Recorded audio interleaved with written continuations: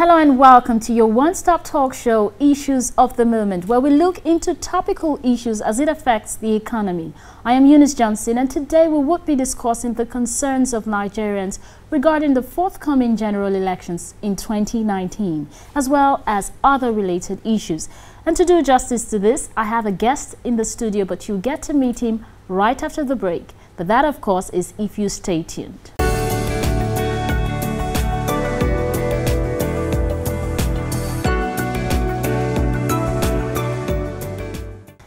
Thanks for staying tuned. My guest is Mr. Ali Soyode. He is popularly known outside the country as Alistair. He is a presidential candidate under the YES party. YES stands for Yes Electorate Solidarity. He is also the former chairman Nigerians in Diaspora, as well as a mentoring commandant, as he mentors the youth and also people who want to go into leadership.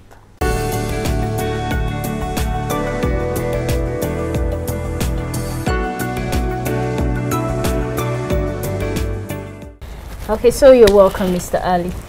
Thank you very much. Now let's start off on this note. Judging from your background as the former chairman of Nigerians in Diaspora, how would you say people view Nigeria from a global perspective?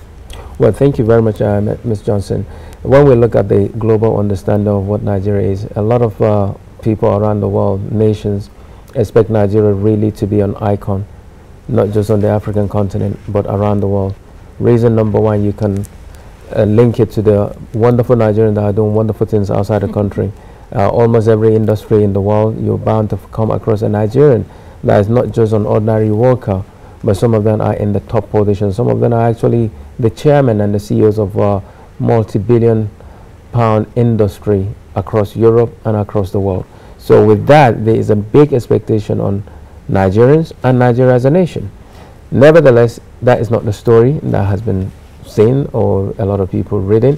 That's like not the reality. Not the reality, because when you talk about people abusing or criticizing Nigeria, then all you have to do is, today we live in a community of global technology. Everything is at your fingertip.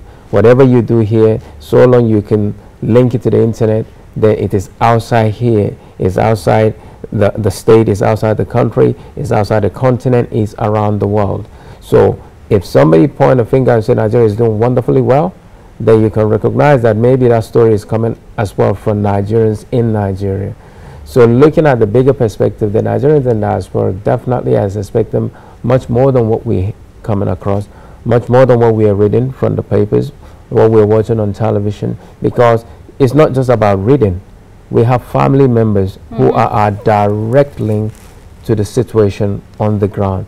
If your family members are calling you to contribute more, then you know they are facing a lot of challenges. If they're calling you to contribute less, then you know maybe they have jobs, maybe they're getting more salary, maybe they're getting more wages or generating more profit from their little business. If that's not the same, then there is more problem in the country, and that's more or less what the Nigerians outside the country are encountering. Nevertheless, they're still sending more than $20 billion on a yearly basis back home. Well, moving on, there are issues about Nigerians being able to exercise their franchise from outside Nigeria. What's your take on all of this? The Nigerian, there's an organization which I have been a former chairman, Nigerian Diaspora Organization, NIDO, which is a global think tank basically for all Nigerians outside the country.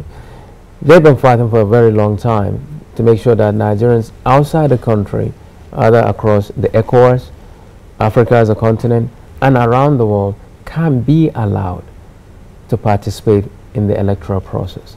They do want to. There are other countries that are not as big, as resourceful as Nigeria in Africa, allowing their citizens to vote from outside the country. So if they can do that, how much more Nigeria? We're not just asking that to be included, or why not Nigeria? Let's be honest, Nigeria is supposedly the number one in terms of economy, the most populous black nation, the one that can talk at any given time that we have the resources, we have the human capital.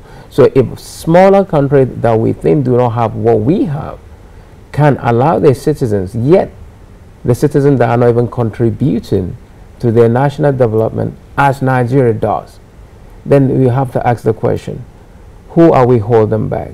The progress of Nigeria indeed. So the people who are there who were supposed to be responsible to change the law and the constitution to allow Nigerians outside the country to vote, for me right now, I can say they're enemies of the country, they're enemies of the state, because somebody who's already contributing to your development $20 billion without you giving him this something that belongs to him, and if you say it doesn't belong to him, something that other African countries are allowing their citizens to do, yet you're holding back that progress for him to actually feel like, I'm giving you $20 billion.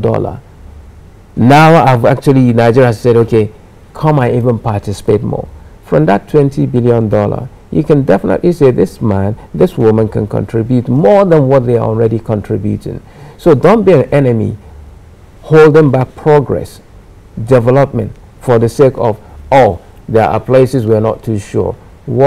The world is moving at a faster pace. Now we're moving into artificial intelligence, whereby you don't need to. Right now, actually, you can do anything. You can produce human without really coming together as such. Because of artificial intelligence, the world is moving to a technology-based industry. And the world now is just the next door to you. Okay, so what would you say are those reasons for not giving room for Nigerians in diaspora to benefit from exercising their franchise? That's why I just said it's the really and truly. From the one you mentioned. There's not really any reason. The main reason is maybe they don't have the understanding that by allowing these people who really say they want to, you have more than 10 million Nigerians outside the country. It's not like all the 10 million are interested in the Nigerian politics. Some of them has already adopted another nation, but they're still Nigerians. So for the 10% that want to really feel part and parcel of Nigeria, which is about 1 million, then you should allow them. It doesn't cost you anything. You already have all the Nigerian embassy across the world. Start with the major countries. Be United Kingdom, be the United States, be in Canada, Brazil, where you have the high population of Nigerians. Let them go to the embassies and vote. It's the same transmission. You get the numbers immediately transfer or transmitted back to Nigeria. It doesn't take anything. And when you can't see they're going to rig the election outside the country, whereby we actually have people from those countries coming to monitor our election at home. So allow them to cast their vote. They're Nigerians. And the INEC has always been saying they are willing and ready, as long as the members of the National Assembly allow and change that simple B, that Nigerians who live outside the country can vote rather than cannot vote when they live outside the country. It's as simple as that. And so many times they have already changed the Constitution. They have amended the Constitution. Why can't they do the same thing? Okay, we probably would consider that as a recommendation, considering the suggestion that they could actually go to these embassies and vote. That way it will be easily regulated. Sure. Okay, moving on, you're one of the candidates for presidency come 2019. What should Nigerians expect of you? Totally different. Absolutely different. I'm speaking to Nigerians. Absolutely different. From what you've seen, from what you have known of this gentle person. What I've been doing over the last 2 decades is to promote my country, Nigeria. I've been selling Nigeria to the international community by not having the experience of going into media. I was born in a rural village called Katsina. Back then, it is a rural village. But then Katsina has now become an iconic place that people recognize because of the caliber of people that have come through there. But with me, it is a total transfer of skills and human capital development that is in me, in the sense that I went to Europe without any experience in television or media, and then launched the first black TV station in Western Europe, Interesting. So with that, it meant that the opportunity was only possible because I relocated. Now, how many more Nigerians have got this abundant talent and skills and knowledge and innovative ideas more than me that were not allowed to be nurtured and were not allowed to really show their talent? Sometimes we're holding back ourselves. And in true sense is, you will find a different person. I'm into sport. I know what we can do with sport in this country with abundance of talent that we have.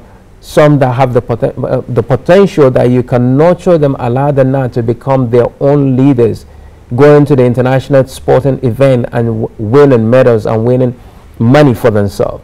That money will be used to build our country and build their community. Anthony Joshua, the heavyweight boxing champion of the world, he's Nigerian. The story about him, he wanted to fight for Nigeria. And actually, when you now look at it, that Nigeria kind of slowed down, refused to recognize talent. People that don't have talent cannot recognize talent. Only people who have talent can recognize talent. And then those who have the talent that can recognize talent, they were not given the opportunity to show that they can build and develop our country. We have resources. We are not just losing based on our so-called GDP of $450 billion. We can triple our GDP when we begin to allow the resourcefulness of our human capital, the natural ability of our youth to go into sport, rebuilding our entertainment industry, be it Nollywood, and strengthening those industries. These industries allow Nigeria to become the #1 economy because it was recapitalized. We have opportunity. So for me, really, as a person, I cry because this thing we already have. But we do not allow the law and the rule of law to become effective. And for me and other people of similar-minded nature and understanding, the rule of law is the most critical aspect of what we are believing that we will drive if we are given the opportunity to lead in this country. Well, considering the pitfalls you've mentioned, would you say that justifies the brain drain syndrome? Brain drain syndrome is not just from Nigeria to another country. Brain drain is even from the villages to the cities in Nigeria. Brain drain is located from Katsina to Kaduna, okay, we're specifically talking about Nigerians moving. Yes, it's all the same leg. If I'm moving from Katsina to Kaduna because I believe Kaduna will give me a better chance to succeed in life, and from Kaduna to Abuja, it's the same thing from now Abuja to maybe Libya back then. Maybe from Libya then cross over the sea to Spain, and then from Spain to Italy. From Italy now you want to enter United Kingdom. It's the same process. People are looking for greener pasture, and it's not a crime to look for something better. If you're sitting here and this company, this TV station is not giving you the opportunity, and another TV station comes for you, you are bound under your own obligation to say what is good for me. Then you want to move to that other TV station. It's a choice. So long is legal. Right? So long is legal, and what you're doing is to better yourself. Then it's not, and of course, yes, the brain drain is natural. People want to progress. People have been ridden, and that's why the community now, the global community is next door to you. It's no more as far as it used to be, apart from the distance that, yes, you need to move. You can't move yourself by artificial intelligence now. Even though in terms of technology, the artificial intelligence now is trying to bring you monograms and people that you'll be sitting here, you're still in Italy, you're still in America, but we can now create it. We can create you sitting next to me and having a conversation. That's where technology is moving to. So yes, brain drain to many is real. You can't blame people for trying to achieve something in their life. To move away from where they find uncomfortable to a better... That's absolutely correct. In human relationship is the same thing. Okay.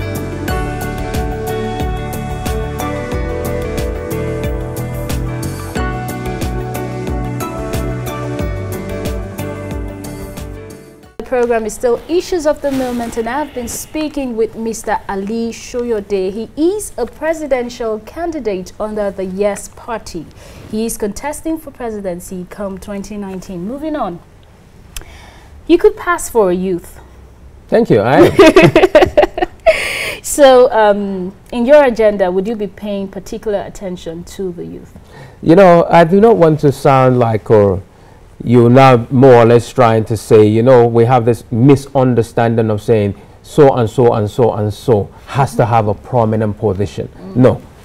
In our yes factor, we basically extend the yes factor, meaning the Y for youth, E for economy, E for education, E for employment, that's job creation, E for energy, power, E for enterprise, which include agriculture, the health sector, E for looking after our elders, which is very, very important. But at the end of the other E that is in the line of all the E's that makes the yes really give you some joyful exclamation is E for expert.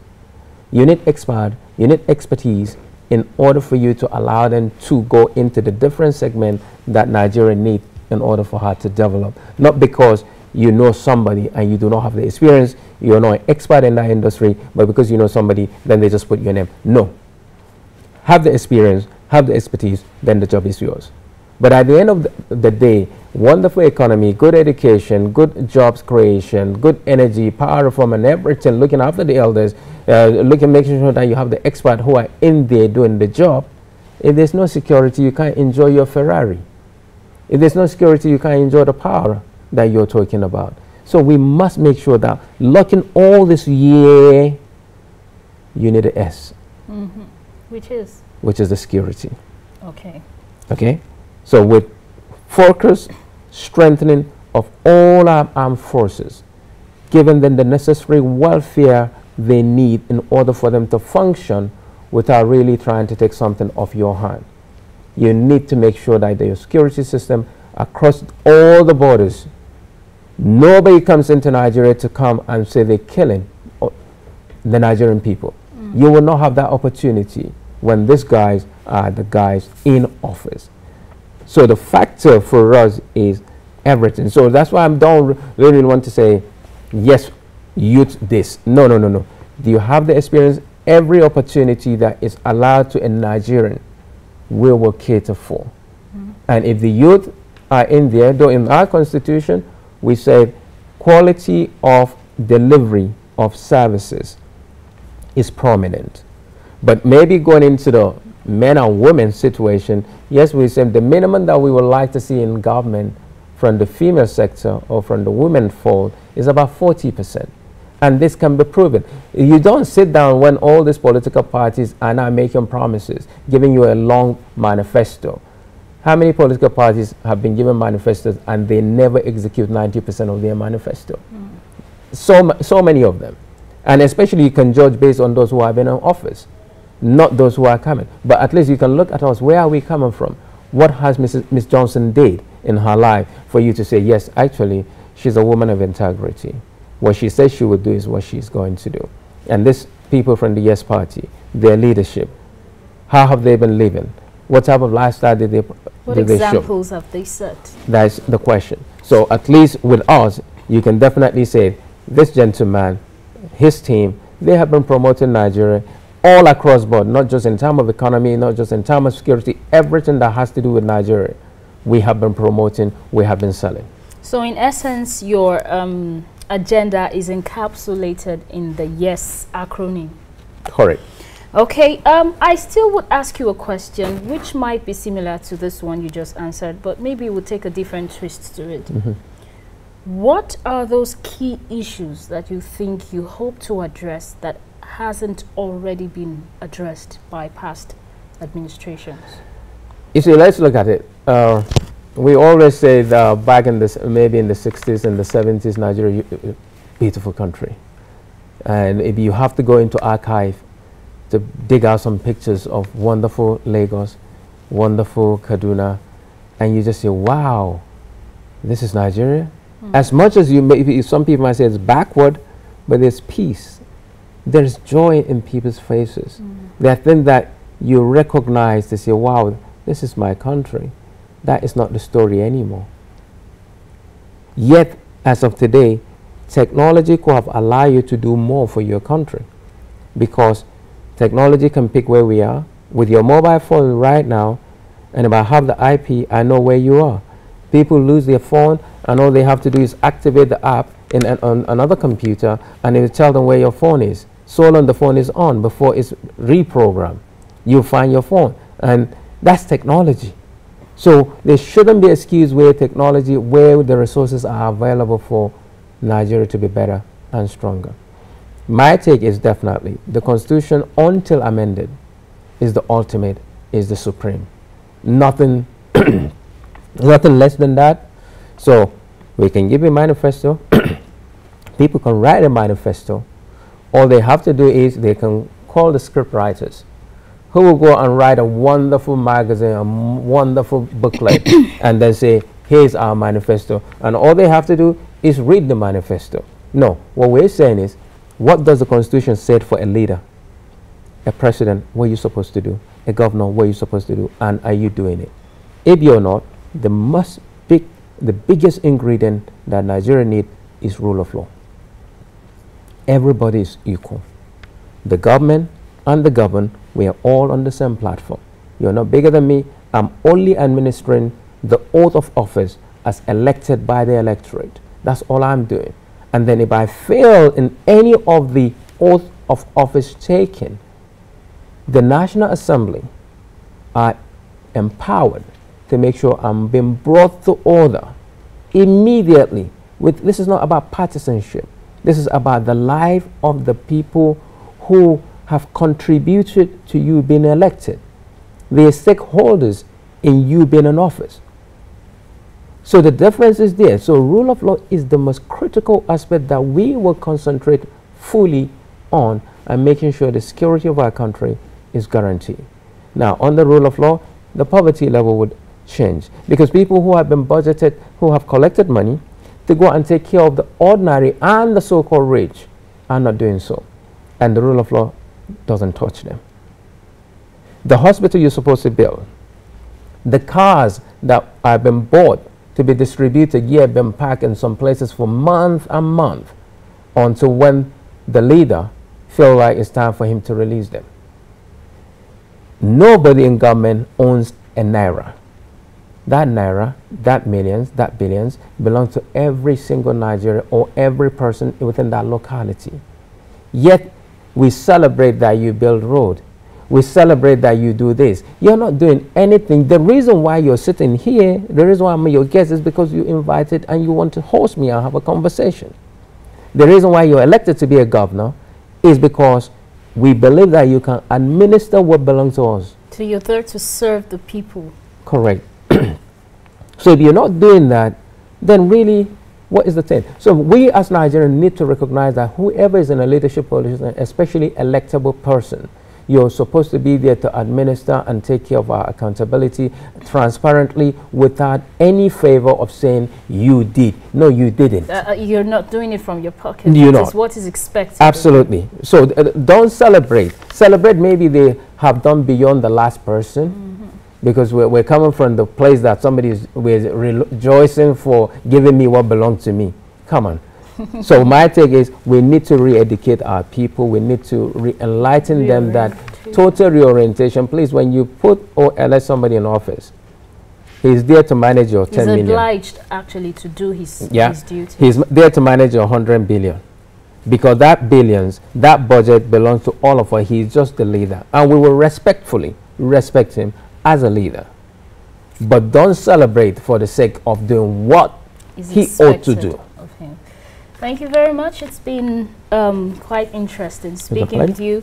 My guest has been Mr. Ali Soyode. He is a presidential candidate for the 2019 general elections, and we've been talking about the expectations of Nigerians regarding the forthcoming elections come 2019, as well as other related issues. Thank you very much for being part of the program. It's a pleasure to be here.